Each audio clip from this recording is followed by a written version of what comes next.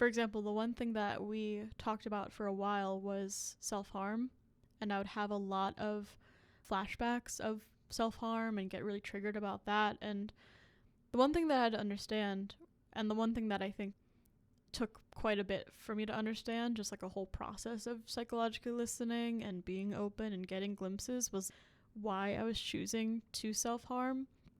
And a lot of that came down to understanding more about and realizing more that like self-harm in a lot of the ways that I was using it was my way of communicating when I felt so lost that words didn't feel like they were helping anymore. It was just my way of acting out, showing the world and communicating what was going on inside of me instead of initiating clear, open, honest dialogues with people in my life. Realizing that was like a process that took quite a bit. Like, I remember in the beginning, I didn't even know why I was doing it. I was just kind of in a haze while I was doing it. Can I say a little something about that? Mm-hmm. My understanding of self-harming, we're talking specifically to your example, that was actually a coping mechanism for you. That's my understanding right now. You would, honestly, the word terrorized is a really good word to describe it. You would feel so terrorized inside. This was a coping mechanism that made sense to you. And it was something on the outside you can do, some action you could take where you in some way felt relief. Yeah. Sort of like it's a metaphor when a person is feeling so distressed inside and they reach for a drink, something on the outside to feel some kind of relief inside. That too is a coping mechanism that they're coming up with on their own to deal with this distress that they're feeling inside. Having a lot of understanding about how to use my mind consciously, I would listen with an open mind while you were talking about this. I did not go into judgment. I just keep using my mind to understand, to realize what is going on here. Because the point is understanding the source. The source for you. Not something in a textbook, not something I heard from somebody else, not something I believe, but the source inside of you, why you're doing this behavior. And so it was talking about it, peeling back the layers. And over time, my understanding kept growing. I kept having realizations, and then I would convey that to you.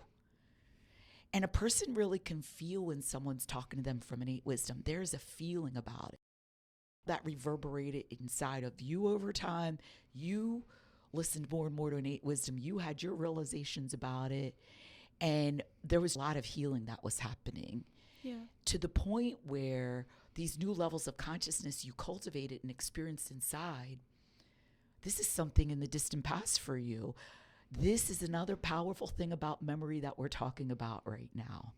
When we do healing at the source, with the way our operating system is designed, the way nature designed it, and we use our operating system consciously, we do such incredible levels of healing inside that thing that terrorized us in the past, we have a whole different relationship with it, but a healthy relationship with it.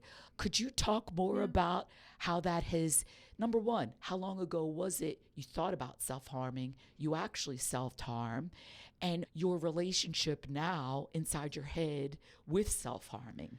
Yeah, it's been over a year, I think, since I last like physically did anything.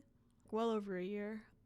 It's been also probably a year since I've like seriously thought about it as well. I can't remember anything in recent memory where I was genuinely thinking about it or having it like pop up in my head. Yeah, now I feel like when things do happen in my life, you were saying like in the past, self-harm was my way of coping with a lot going on. When I felt like I was on really shaky ground and there was like nothing I could do, like I felt hopeless in a lot of ways. But now when things happen, I'm struggling with a class or I get rejected from a job or something like that, now I just feel a lot more resilient inside. I feel a lot more open to experiencing whatever's going on and doing what makes sense. to take steps after that happens. I just feel a lot more like independent psychologically. Like, I don't need to depend on coping mechanisms or anything to feel better. And even now, it's not like I'm repressing the memory of self-harming anymore. I feel very comfortable talking about it openly. And I think that all just like shows just how much of a healthier relationship I have with self-harming. It's still a thing. Like I know it's happened for me. I've accepted it. I've understood a lot about what was going on there. But now I can talk about it and not feel like I'm going into an old place of dread and insecurity and fear and revisiting the emotions that I experienced while I was doing it. Welcome. So glad you joined us. This is Got Your Back podcast, all things mental health from leading edge mental health facts. Well, we're nearing the end of our anxiety series. Our next series is a relationship series, so you want to keep listening. Today, we have a really special episode of Judgment Part 2. I'm your host, Faith Escudero, licensed mental health counselor, licensed school psychologist, licensed special ed teacher, and elementary ed teacher. And I am your junior host, Ellie. I'm currently finishing up my 5th year at Northeastern University, and I've been an active client of mental health counseling for 2 years now. We're going to do a psychological listening exercise to start with, to get our head in a really good space, to take in all the information that we're going to discuss today on the podcast. Because we are currently an auditory podcast, to stay within the licensing realm, we're going to be using biological listening, our ability to listen to physical sounds through our biological auditory equipment. And we're going to be practicing psychological listening while we are hearing these physical sounds. That means we're going to be observing and noticing rather than thinking as we're hearing these physical sounds with our biological equipment. Let's begin. Just observe and notice the physical sound.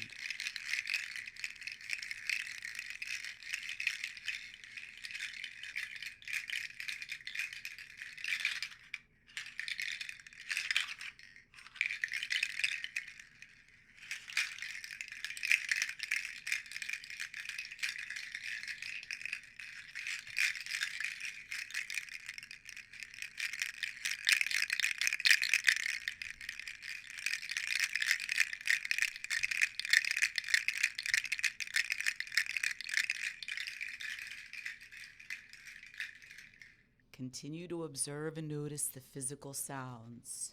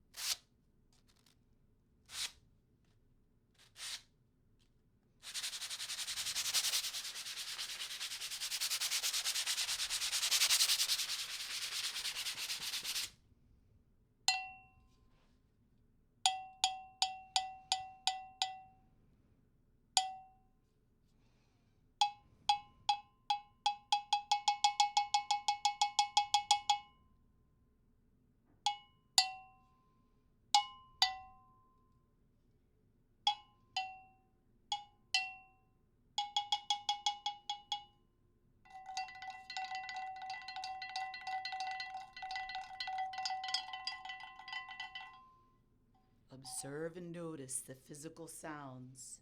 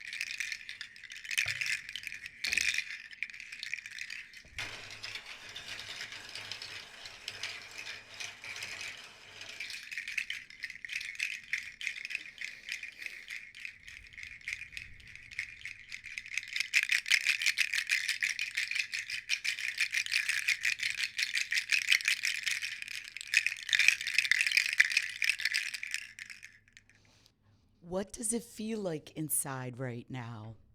Is the feeling inside any different now than before the exercise?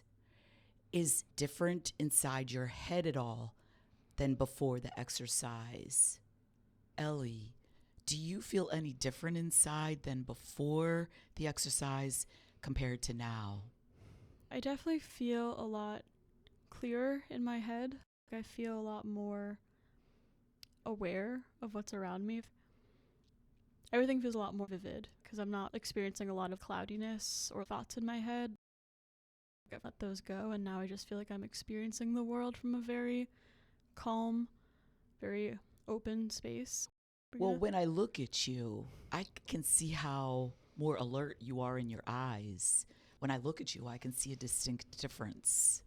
The thing that was kind of coming through for me a little bit after that exercise, when I was reflecting on where I was before it and where I am after, the thing that was really sticking out to me was how much more resilient I've become towards sensory experiences through this understanding and learning and practicing of psychological listening. In the past, I would have considered myself to be sensory sensitive. Especially loud noises have been a thing that I was always very scared of in the past. And I've developed this idea, I had it in the past, that I am just afraid of loud noises. I don't like loud noises, and so I would be really afraid of them. If I would go out somewhere, if a loud noise was happening or there was a loud band playing, I would let it sway my mood a lot. But I feel like learning about psychological listening and just this idea of just observing the noise, not having any thoughts or feelings or reactions toward the noise, experience it very openly, empowered me to just be able to enjoy my day-to-day life and live in a much more grounded feeling, since sounds are out of my control. The things that I experience are out of my control. I'm a lot more present or able to be present and resilient through changes in whatever's going on around me. That is a great example of picking up the power called thought and drawing conclusions or making judgments about why am I having this experience right now?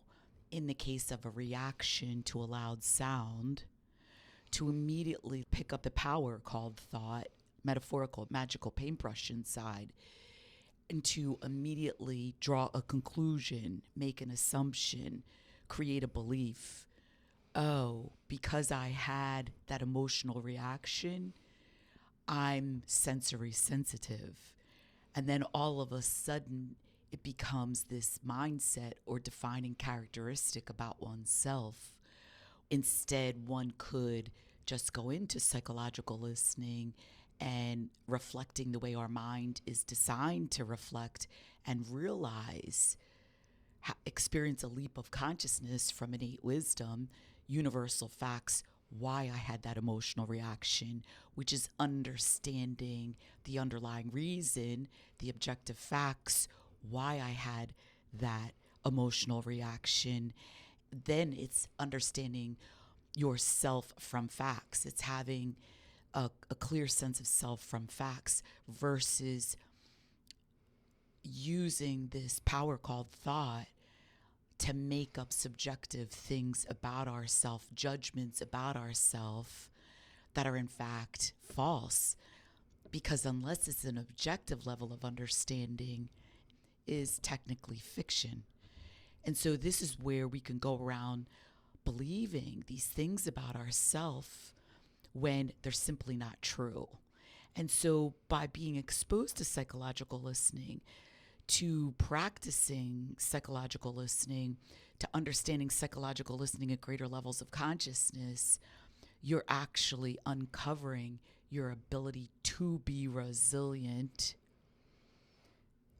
whenever these sensory things are going on, whether it's a loud sound, whether it's a flash of light, whether it's cold outside in cold winter weather, or my understanding is you even had a sensory reaction to metal objects. Yeah.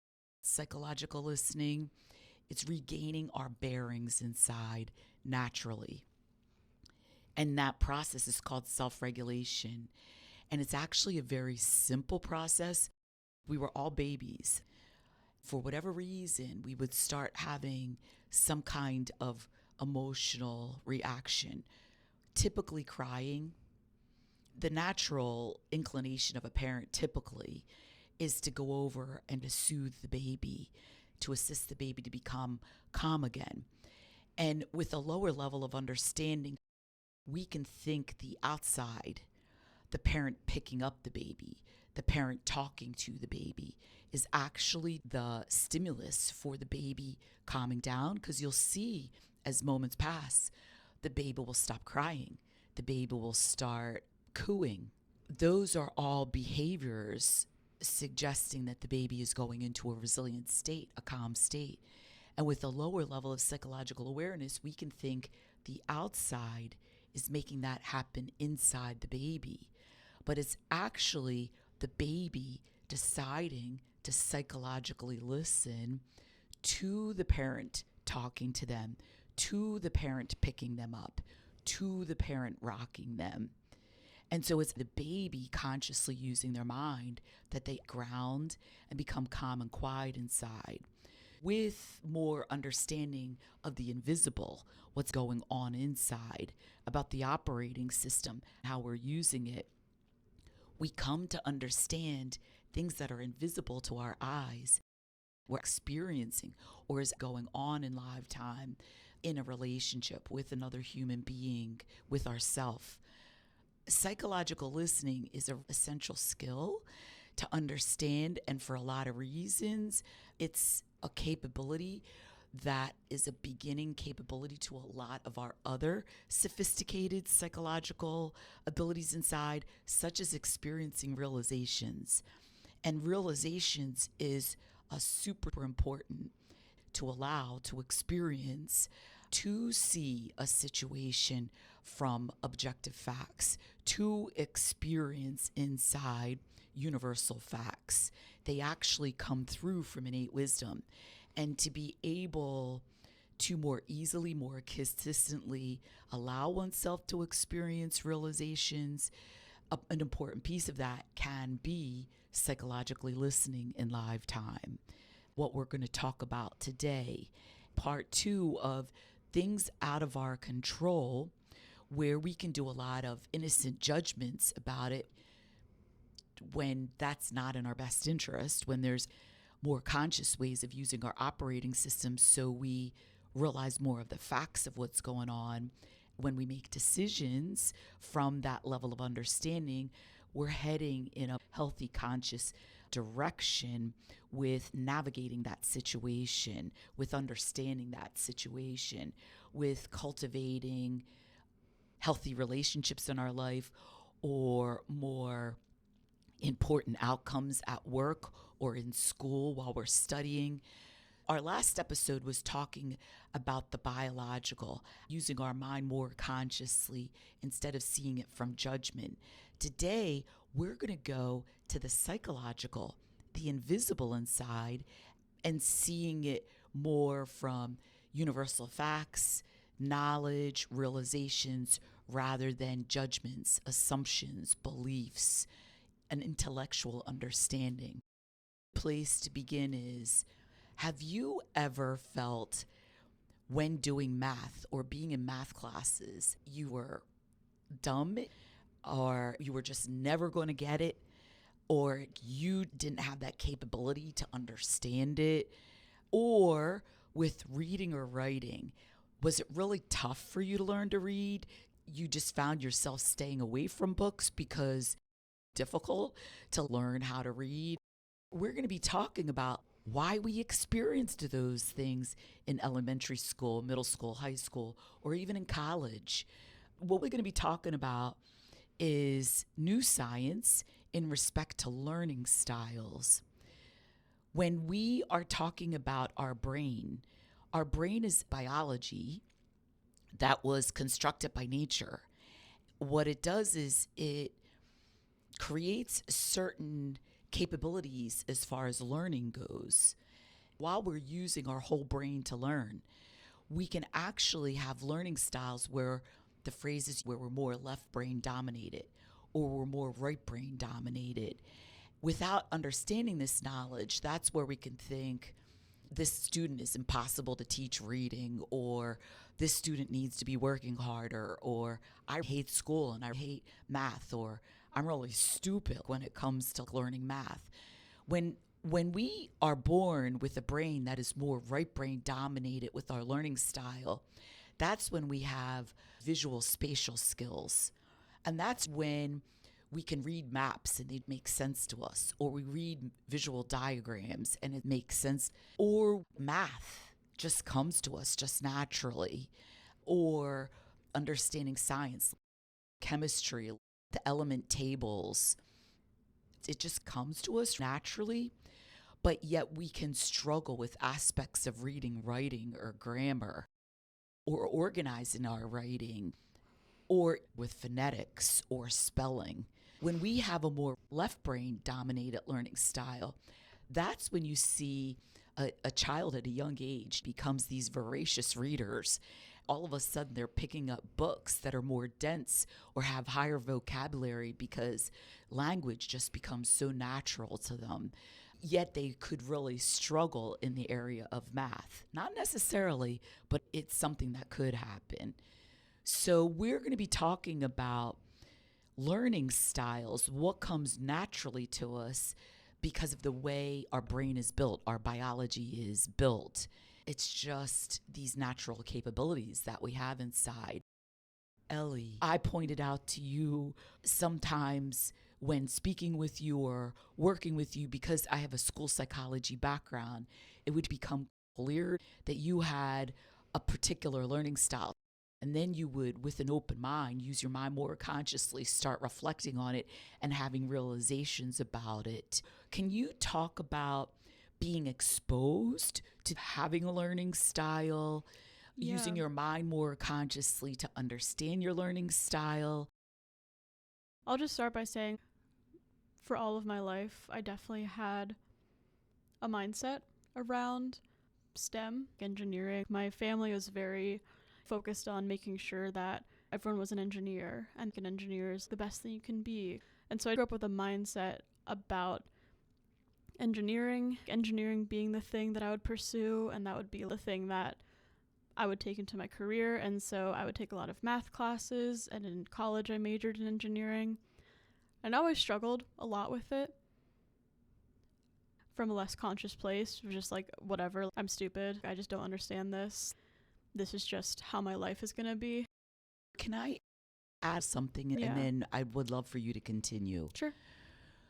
First, your family and you made this decision, a subjective level of understanding with the power called thought, innocently, and you decided, not from realizations, but from some subjective level of awareness, some conventional wisdom, that engineering is the thing.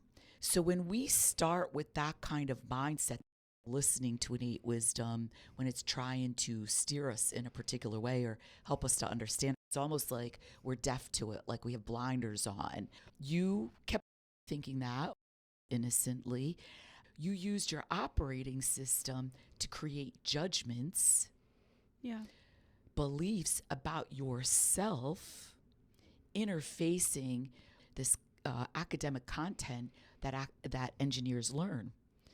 And you innocently used your power called thought, your magical paintbrush inside, to call yourself dumb in response to your studying, you're doing your best to learn, and because of what you were experiencing inside, something out of your control as far as what your brain is built to do, and interfacing with this material, you innocently started using your paintbrush to judge yourself.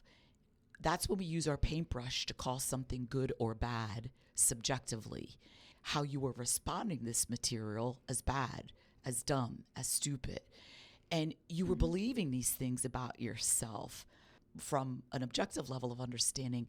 I knew it wasn't true about you because the way thought works and the insecure feeling behind these thoughts and where they were coming from inside. So I just wanted to articulate and using the operating and system inside, how we create judgments about something, and then we go into believing this thing about ourselves, Yeah. and then we're believing these things that are simply not true about ourselves. But please continue with your experience. Yeah, and then I started counseling, and I was introduced to learning styles, which was something I never knew about before. I kind of just believed like some people are just dumb or stupid, and including myself in those moments where it was a very like judgmental idea of if you're good at math and science, like you're smart, and if you're not, then you're dumb. And that was like, to be like very honest, like that was the mindset that I had in my life. Which is a lower level of consciousness about yourself, about learning styles, about how you work psychologically. Yeah, I learned a lot about learning styles, and I learned about this whole idea of understanding more so like your natural capabilities. And so I feel like a lot of my journey with my learning style came from looking back on my life and just being very honest about what was going on. I was a very avid reader. I was always very interested in reading. I would spend like all of my free time reading or writing or doing something in the literary arts. And I remember in high school or college, I had another mindset of, oh, English classes are too easy. They're just too easy. Those things don't matter. And so I would throw them off to the side or totally disregard them as like simple or easy. But it's kind of ironic now. I remember in high school, I feel like my English classes, my writing classes would just come a lot more naturally. I would really excel in those. Not from like lack of effort, but just like it all just felt I felt a lot more motivated to do them. The way that I was using my mind in those moments, I would like blow them off or like disregard that, make up an idea that English classes are just easy and that's why they were coming so naturally. But I'd never focus on that or think about it. I kept trying to push myself into engineering, math, science mindset. Like I was like getting a lot of signs from my performances and from what I was doing. Engineering is not something that naturally calls to me. Even in college, all of my free time where I wasn't in classes, I was spending time writing for clubs on campus or running writing-based clubs on campus. But I never really reflected on that. And it wasn't until I started learning about learning styles, these experiences that I've had in the past, and saw what I felt more naturally driven towards, and started to realize more maybe engineering is not the thing for me. My understanding is you would struggle with circuits. Yeah. What we're talking is about a specific example with engineering to understand more about learning styles and how this was outside of your learning style. Yeah. So can you explain, is a circuit, is it a visual thing you look at? Is it a diagram drawing? Can you explain what a circuit is and what you were expected to do, and then what your struggle would be? This is a big thing for me because I started learning about learning styles while I was taking a circuits class. Circuits, like when you take a class, it's typically you're looking at a diagram, you're looking at all of these separate pieces, and your task is basically to figure out, to see patterns and how these things interact. Everything in a circuit is relative, so it's all high level, a lot of like pattern matching, a lot of picture-based visual thinking. And I'm looking back on it, the engineering classes that I feel like I really did do well at were the ones that were very reading based. A networks class is one that I took, and that class was, at least the way that it was taught, was very reading about these network structures and these types, and it was all very detail based. It was more so here's this thing, and then here's a list or like a process of how it works. Whereas the circuits class was every single problem you get, you have to use some higher level knowledge or pattern-based knowledge, apply it to this diagram you've never seen before, and then derive a solution from that. So I noticed my learning style, as we've talked about, is like very reading and writing based. It's very detail focused. I can read a big thing and identify like smaller components and kind of pull them out and analyze them in a much more meticulous way. But with circuits, like it's a very visual spatial activity. It's very dependent on pulling out information from your mind and being able to connect them all into this ambiguous visual space. Our psychological self is our invisible self. And that's the foundation of our life. Our psychological self is perspectives, and a perspective is a thought plus a feeling. Our psychological self is making decisions. Our psychological self is learning and understanding and connecting. All of these psychological compounds, which are invisible, which are intangible, which are fleeting, originate from our intangible self that very much exists. And that is our operating system, our psychological operating system inside, which is all made of power. Mind, thought, and consciousness are psychological elements. They're our psychological operating system. They very much exist inside of us, but they're all made of power. And it's by using these three psychological elements that we're able to experience and create and respond with these psychological compounds, such as decisions, such as learning, such as a perspective, which is a level of understanding, such as a behavior, walking, talking, smiling, listening, thinking. All of those are behaviors. Those behaviors originate from a perspective inside that you have. A mental health therapist not only has a body of knowledge in social emotional well-being, which is clinical psychology. Your mental health therapist has a background in educational psychology, school psychology. It was separating and discerning these pieces, these psychological pieces inside, and then facilitating awareness. As you became more aware of your learning style, what happened for you inside? Honestly, like I remember experiencing a lot of clicks inside. That was like the first thing, because I mentioned before I started really looking at my past and understanding why I've always felt really gravitated towards certain things versus others. And I would do a lot of thinking about that in the past. The level of mental health I have now and the guidance that I received from my therapist, I feel put me in a state where I was just much more open and curious. What is going on? What do all those things in the past mean? And I was very honest with myself. Is engineering really for me? Now, that way of using your operating system is using your power called thought to create questions. And with questions, with sincere questions, that's an open mind, and you're allowing realizations to come through. And that's those clicks Ellie was talking about. And that is the opposite way of using your operating system than experiencing difficulty with the academic subject and then using your paintbrush to create these subjective levels of understanding, these judgments. Oh, this is why this is happening. I'm stupid. Ellie is describing to you opposing ways of using the operating system inside. And this is what she's also been able to learn in mental health counseling, grounded in 3 principles psychology.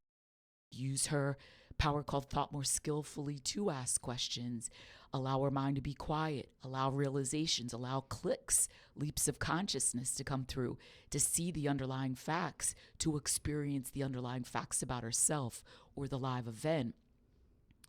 You also had clicks about a very basic part of yourself, and that is how you were biologically built in respect to learning. There's other things to learn about learning. This is only one aspect of learning, a learning style. So for her to start understanding, oh, my brain was built more for language. Like that's more a natural capability that I have. Oh, now I understand.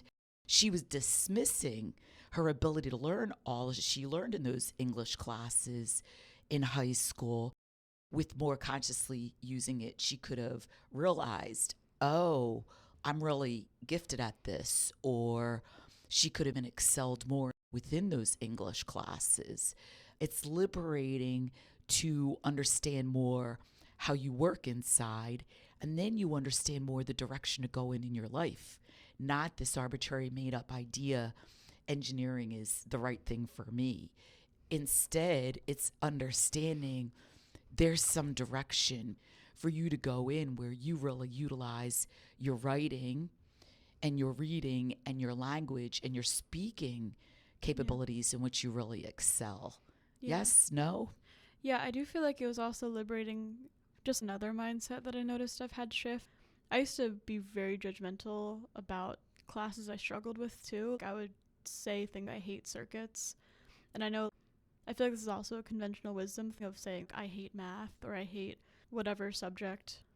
And I think it was interesting too, just like a lot more of a lighter feeling to just be able to look at things that I struggled with, understand where that was coming from, and not get super discouraged or not get super frustrated or have all this heavy hatred weighing you down. You're starting to touch upon another important aspect of learning, and that is using your mind more consciously when it's a tough subject or when it's harder.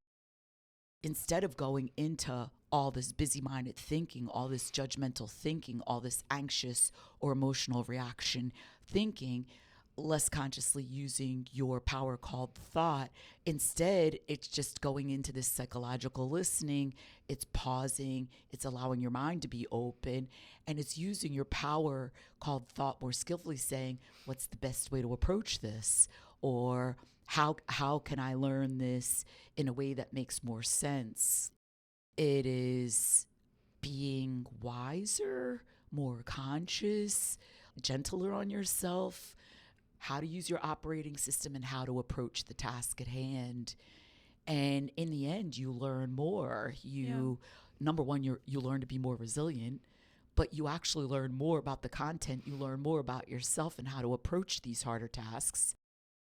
Could you elaborate on this, please? Yeah, for sure. I do have an example from when I was taking my circuits class where at one point it just made sense for me to seek out a tutor for the class. And this was right around when we were learning about learning styles. And I was realizing like how much my brain functions very list-based way, very process-based. And so I communicated that with my tutor. I was just straight up with him.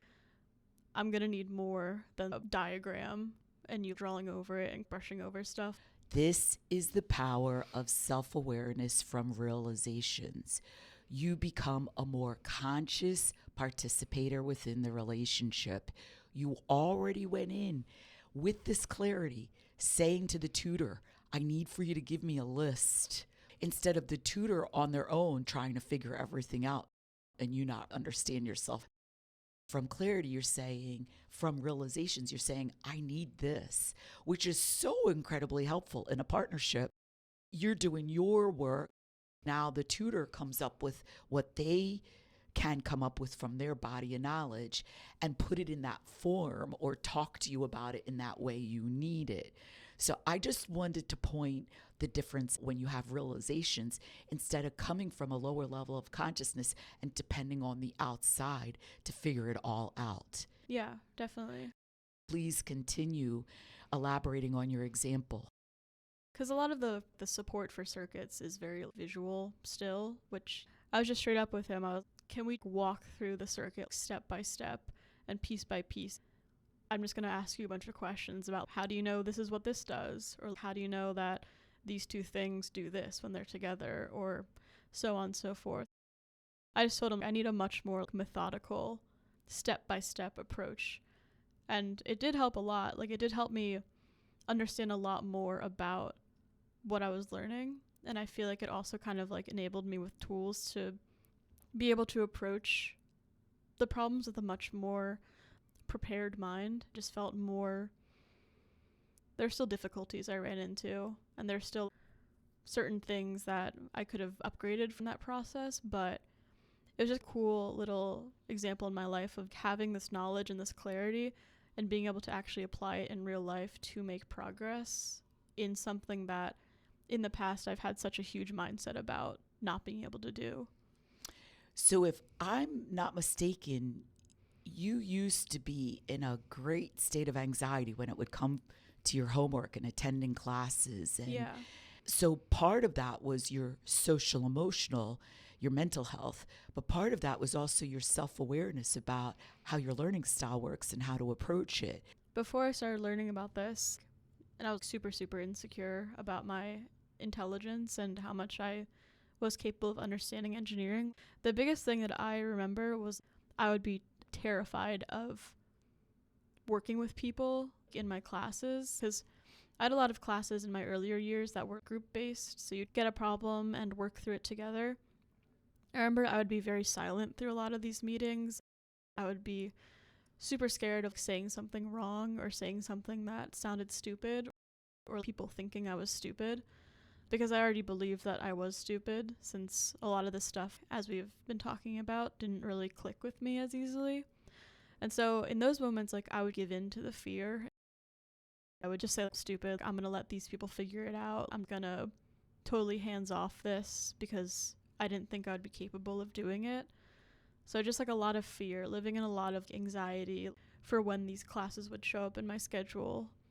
After learning about this and learning more and accepting more about myself, part of that has been able to shake away that insecurity I was carrying into my life. And I was a lot more interested now, or in later years when I've had group work, I got rid of this shakiness inside, or at least cultivated a lot more security in where I was coming from, what I was capable of, through a lot of therapy.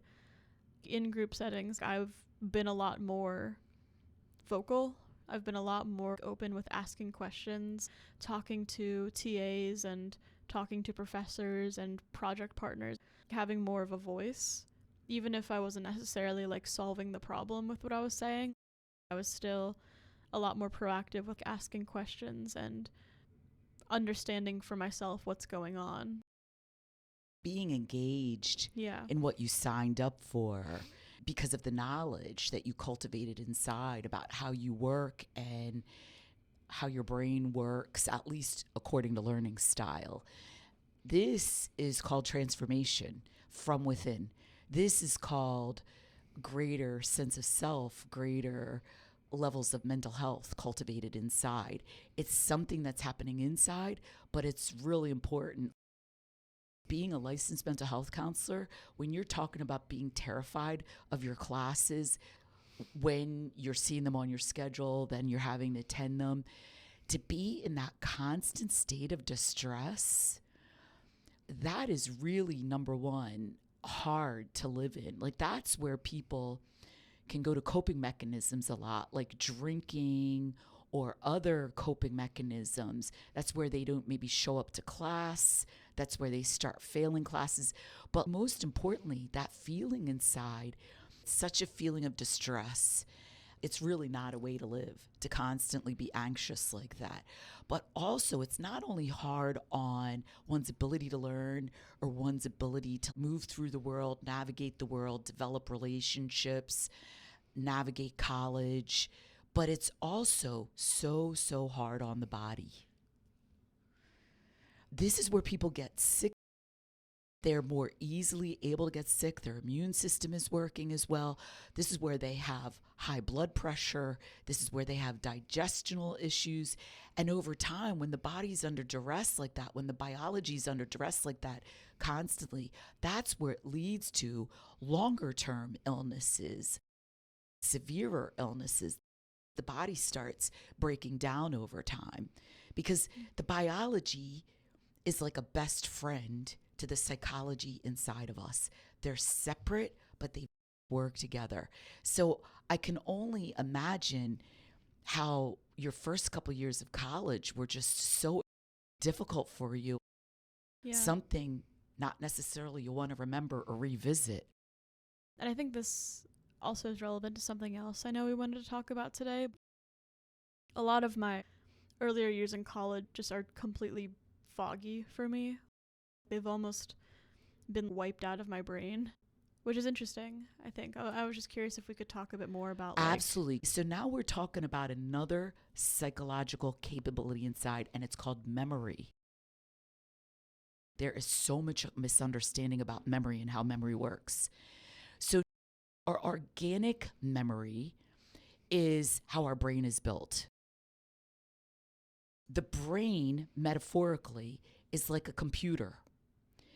It's processing speed and it's storage.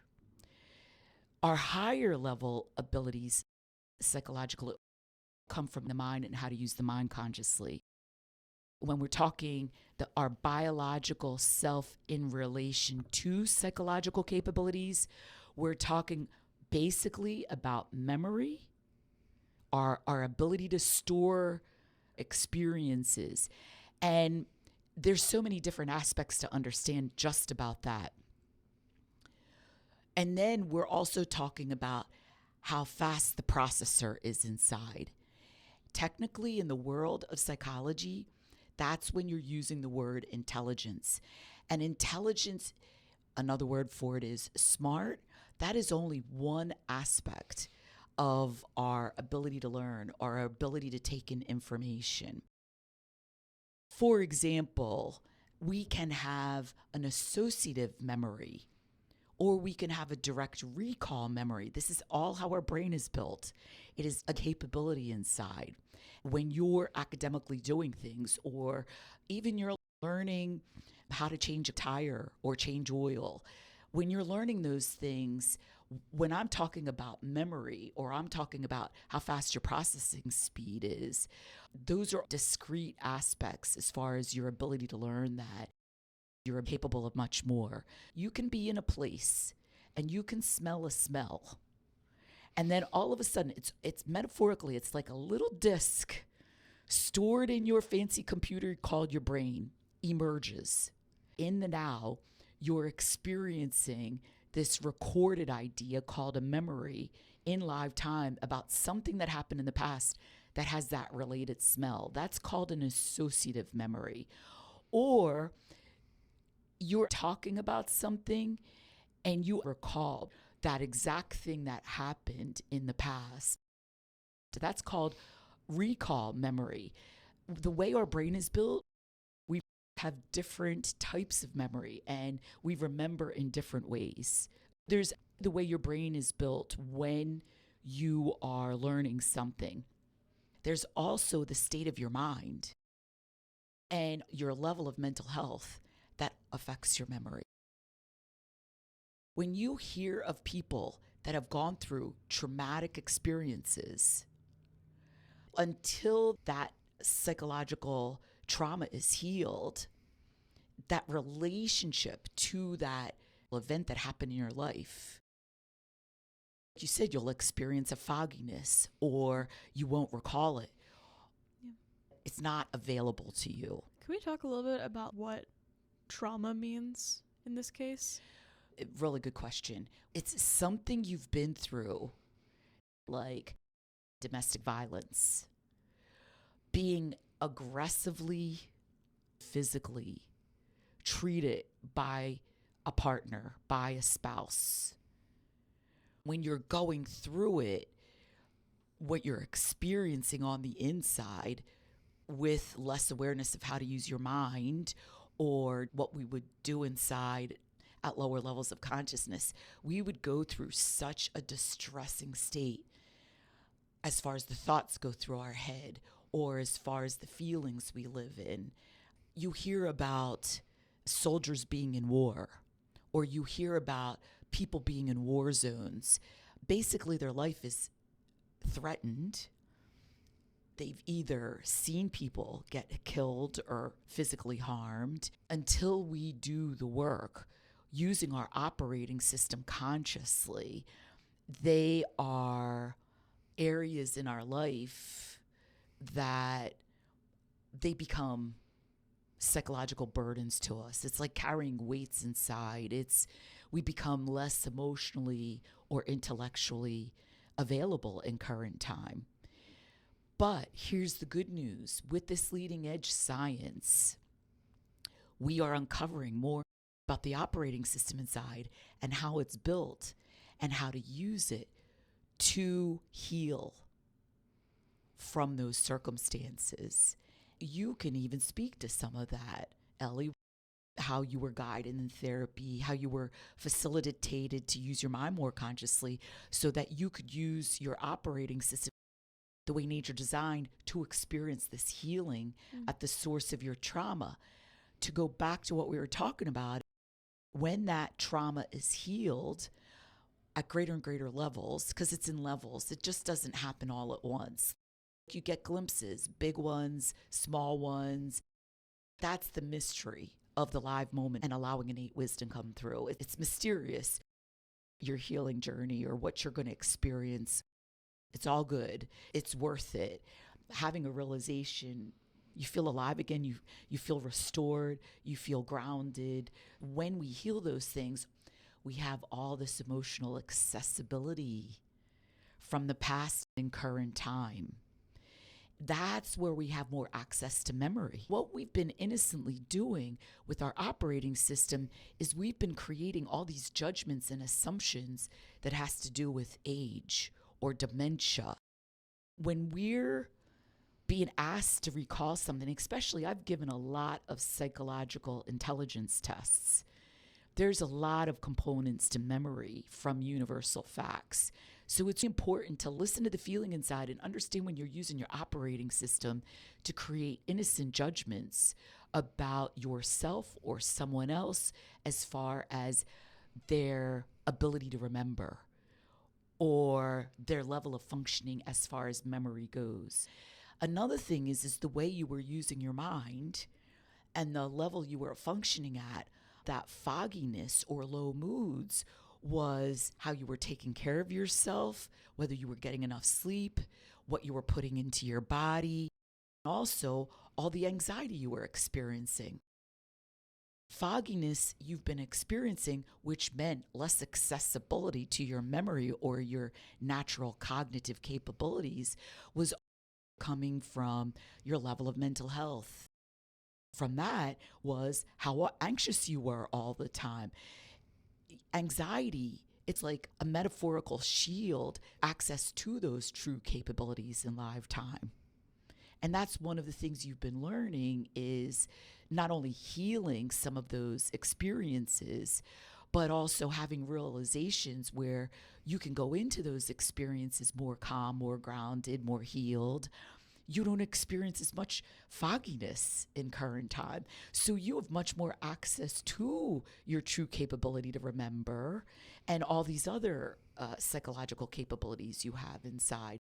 There's a lot to understand, way more than just age.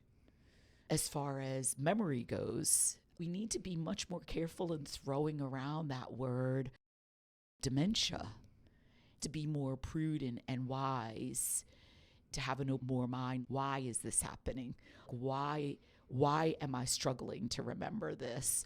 How do I go about remembering this? What do I need to understand and do so I have more access to memory?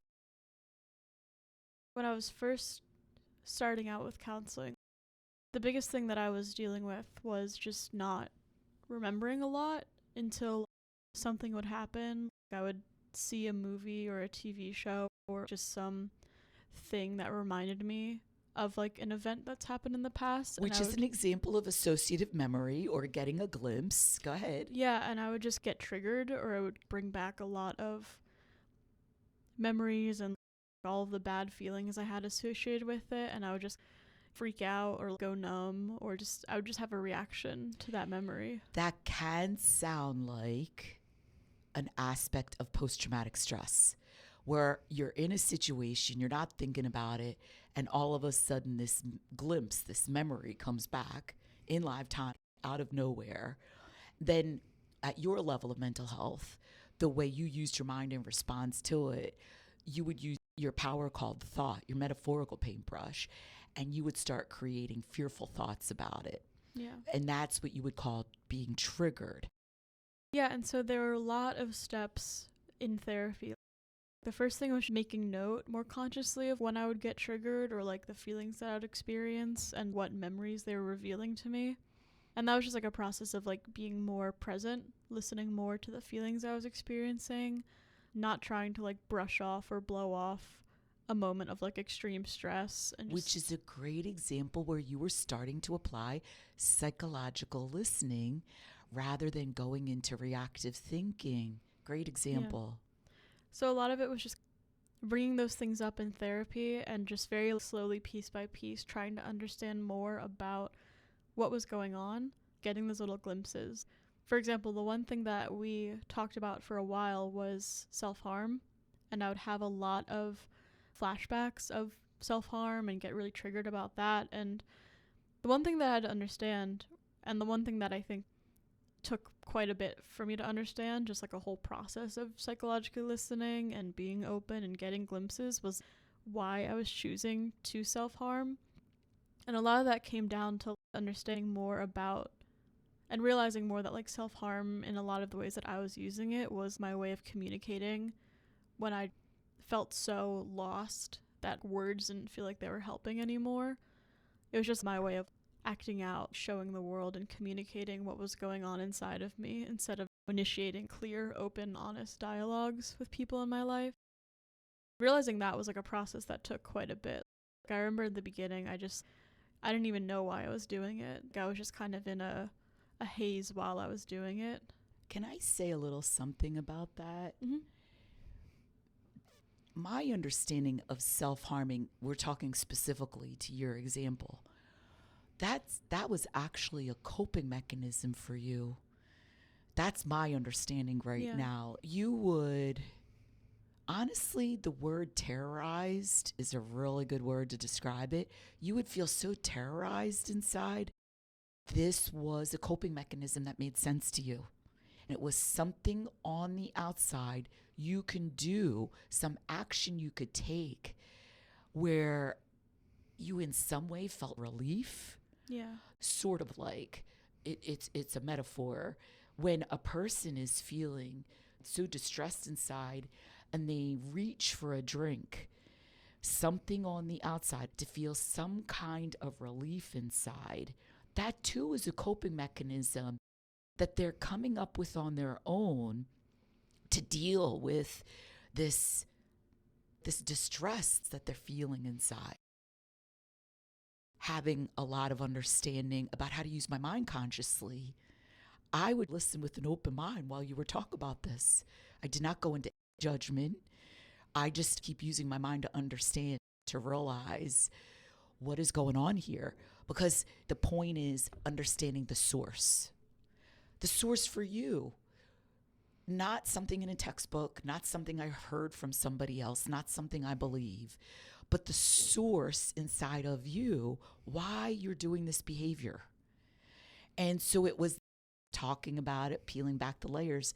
And over time, my understanding kept growing. I kept having realizations, and then I would convey that to you.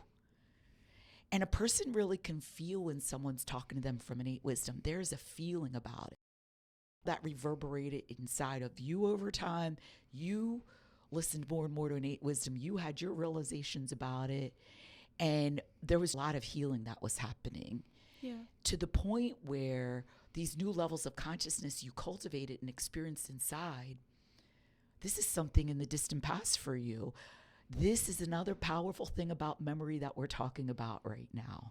When we do healing at the source, with the way our operating system is designed, the way nature designed it, and we use our operating system consciously, we do such incredible levels of healing inside that thing that terrorized us in the past, we have a whole different relationship with it, but a healthy relationship with it. Could you talk more about how that has, number one, how long ago was it you thought about self-harming, you actually self-harm, and your relationship now inside your head with self-harming? Yeah, it's been over a year, I think, since I last like physically did anything. Well over a year. It's been also probably a year since I've like seriously thought about it as well. I can't remember anything in recent memory where I was genuinely thinking about it or having it like pop up in my head. Yeah, now I feel like when things do happen in my life, you're saying like in the past, self-harm was my way of coping with a lot going on. When I felt like I was on really shaky ground and there was like nothing I could do, like I felt hopeless in a lot of ways. But now when things happen, I'm struggling with a class or I get rejected from a job or something like that, now I just feel a lot more resilient inside. I feel a lot more open to experiencing whatever's going on and doing what makes sense. to take steps after that happens. I just feel a lot more like independent psychologically. I don't need to depend on coping mechanisms or anything to feel better. And even now, it's not like I'm repressing the memory of self-harming anymore. I feel very comfortable talking about it openly. And I think that all just like shows just how much of a healthier relationship I have with self-harming. It's still a thing. Like I know it's happened for me. I've accepted it. I've understood a lot about what was going on there. But now I can talk about it and not feel like I'm going into an old place of dread and insecurity and fear and revisiting the emotions that I experienced while I was doing it. Did you ever, this is just a question, Mm-hmm. I'm asking it genuinely, I don't know the answer. Did you ever experience guilt or embarrassment or shame? Like, tell me genuinely. I'm not trying to Yeah. put an idea in your head. I'm sincerely asking a question. Did those feelings ever come about because you self-harm? Yeah, I definitely felt some level of shame. I remember while I was doing it, I just had like, all of these mindsets of I was thinking a lot back then about like how could I do this to myself? These thoughts of being embarrassed. I was like, oh, people are going to think that I'm looking for attention with whatever scarring I had at the moment. And, you know, a lot of thoughts of I'm failing myself. I'm such a disappointment. And that stuff too has definitely gone away the more I've learned more and understood more and let go, made peace with those memories. So if I could point that out technically, Mm-hmm. there's the decision of letting go. There's the decision of I'm going to forgive myself. But understand the reason why it's changed so much inside of Ellie is because of the new levels of consciousness she has experienced inside. That is the ultimate solution when you're depending on a coping mechanism on the outside to alleviate the anxiety, to alleviate the panic, to alleviate the insecurity, the anger, the resentment, the guilt, the shame. When a person is experiencing those things inside, that is a level of consciousness. That is a level of mental health. That is something that has been cultivated inside unconsciously, less consciously. But with this leading edge science, with the three principles, with these three powers inside, with understanding more how nature designed our operating system, a big scientific fact that's been uncovered is this whole idea of experiencing new levels of consciousness. It is a thing. It is an actual thing. And it is a way of using our operating system. And it's a very sophisticated way that nature designed our operating system. A mental health counselor, a medical professional who has a deep level of knowledge about the operating system inside, they have experienced this themselves. They understand at greater levels how this works inside, what steps need to be taken inside, what even a new level of consciousness feels like and looks like. And this is a big part of this science is it's about the health of the helper.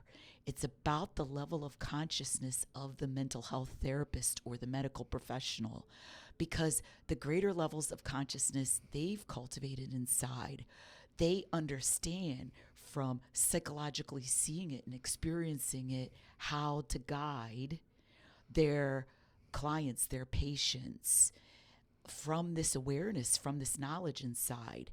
Ellie's not making this up. She's not talking about something she believes or just a decision she's made to let go of these things.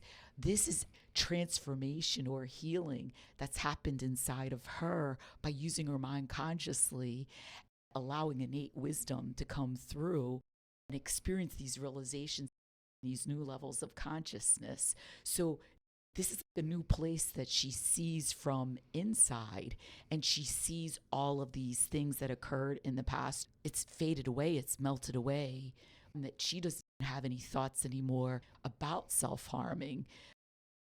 That too was a journey. I remember checking in with you in the past, and there were times where you were having thoughts of self-harming. Your level of consciousness was you didn't even think to act on them. How do you feel about me talking about this right now? Yeah, no, I feel like it's just like it's part of my story. It's just part of how much I've done. And I feel like a lot of my life, I was scared of talking about this stuff, or I honestly just wanted to like brush it off or write it off as not a big deal, or like, I'll figure it out. Dismissing it. Yeah. Or like, other people have it worse. I don't know. I feel like I can see without judgment that what I was doing in the past, that was a huge sign that something was not right in me. And it makes sense, or at least it was in my best interest, as I've learned, to understand more about where that was coming from. And I feel like I've definitely healed in ways I haven't even thought or possible back then, just because of how much, like you were saying, I just have gotten to be exposed to this knowledge and practice it and have guidance in it. I'd like to point out at least another essential part to understand about our psychological capabilities or our psychological self inside. Human beings have free will. And human beings also have this power inside, this operating system inside. It is with free will and with this operating system that we make decisions every single moment. And some of the basic decisions we make is how we're going to use our operating system, or what we're going to believe, or how we're going to respond when we're creating things with our operating system and experiencing things inside. So another essential aspect of understanding our psychological self is decisions. The decisions are powerful, and it is a way of using our power.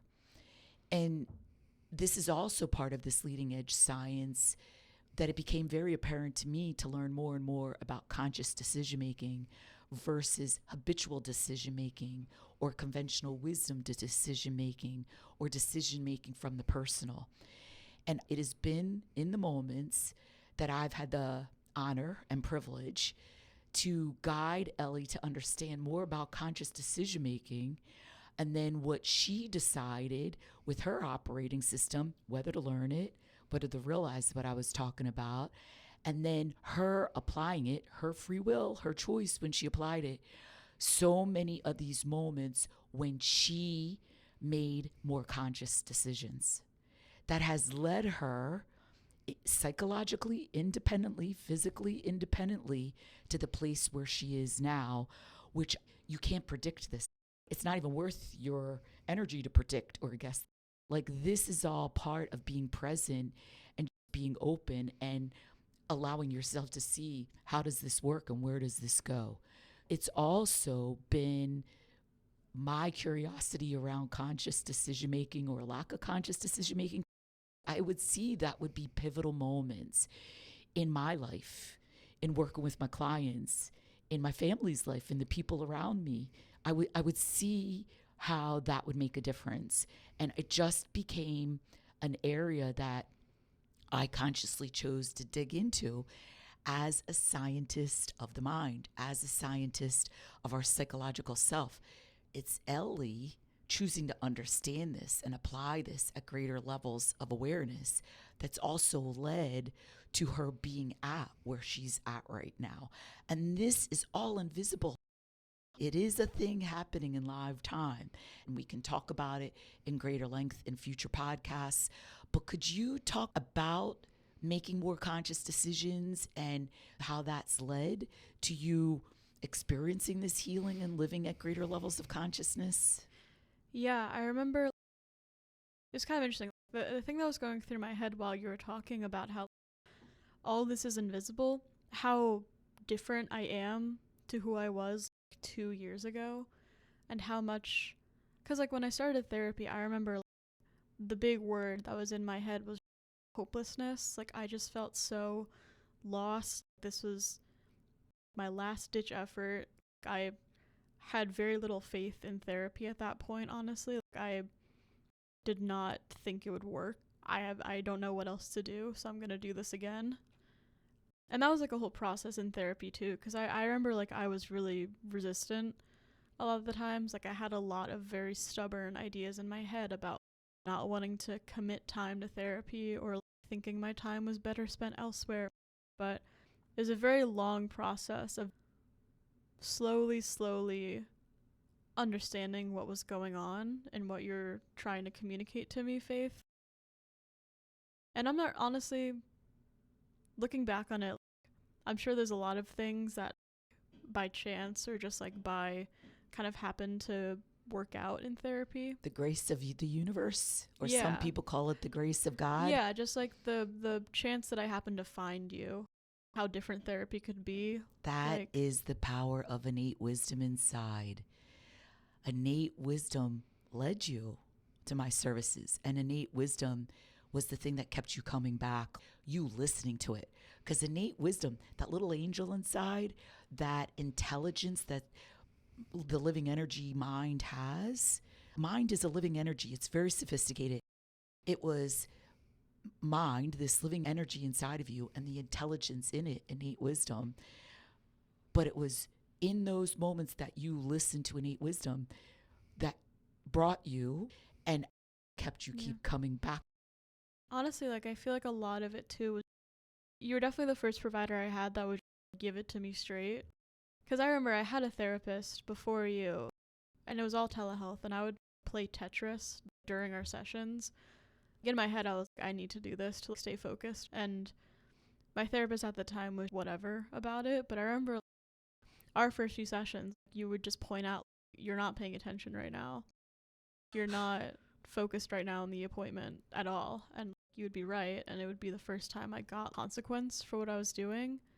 And I feel like that whole process of just like having a therapist that was actively involved in me as a patient, that was brand new. And I think that's part of why I was, oh, like, this is serious. This is like, I can't just get away with this. Well, and that's anyone coming from this place inside. I was coming from my authentic self. I was observing it. It was right in front of me. Not to say anything, that's brushing over something. You're not being present. That was myself psychologically listening, observing and noticing, and speaking from my authentic self. That's how you build an authentic relationship. Yeah. It's got to come from that place inside. And then I see along the way whether you're going to respond to it or not.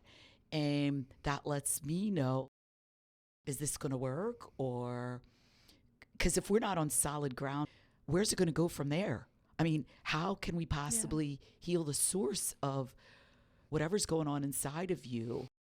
I understood in the beginning, you had an attention problem.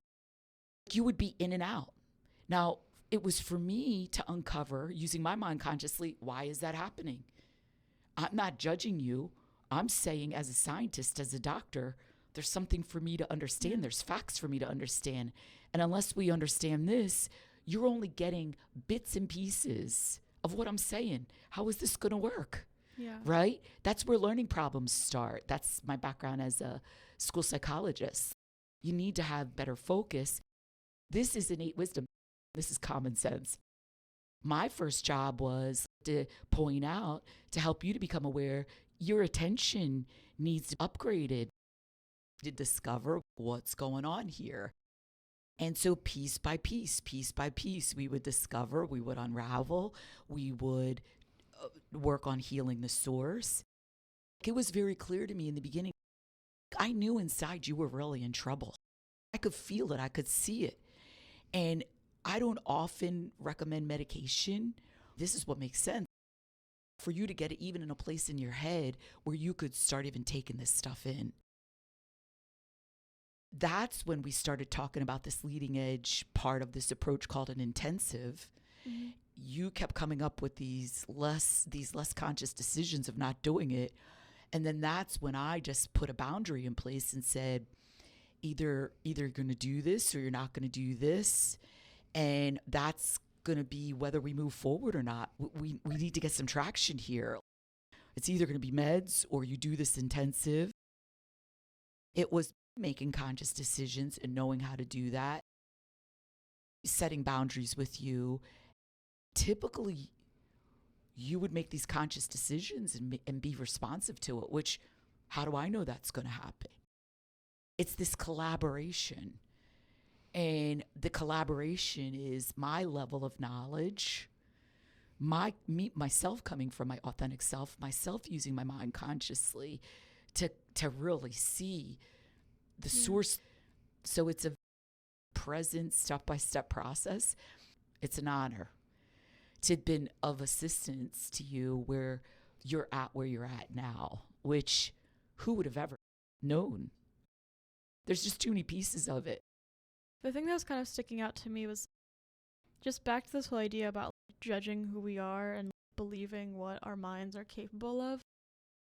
The thing that stuck out to me with the attention example was I had a mindset and I believed that my brain was just built to not be able to focus on things.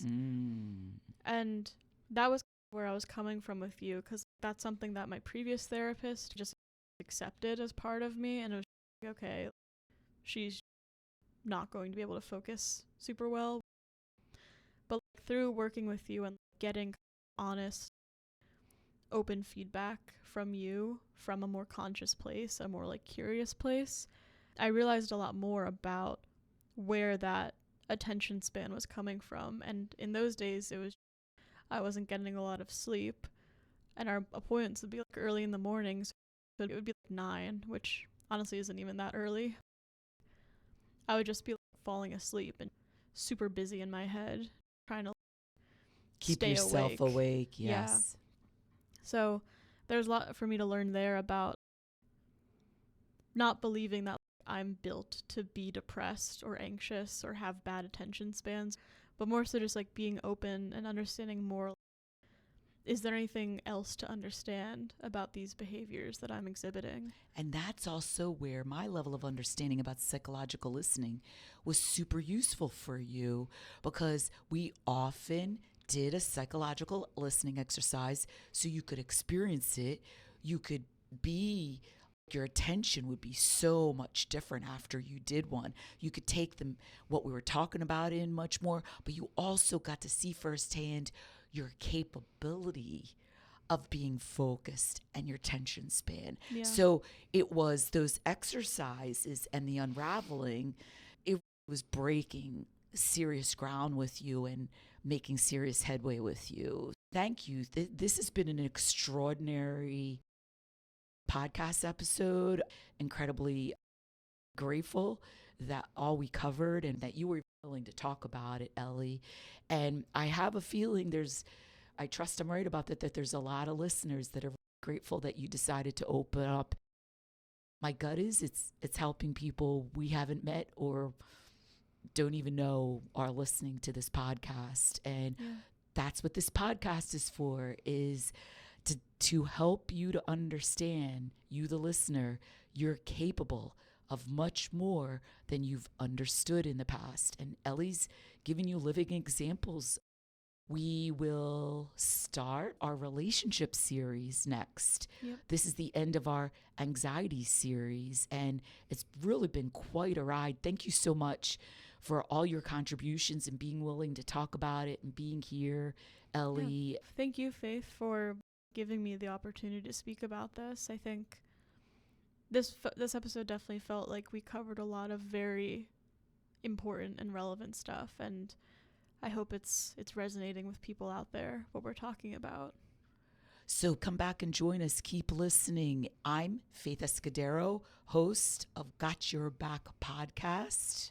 And I'm Ellie. I'm your junior host. And we're saying goodbye for now.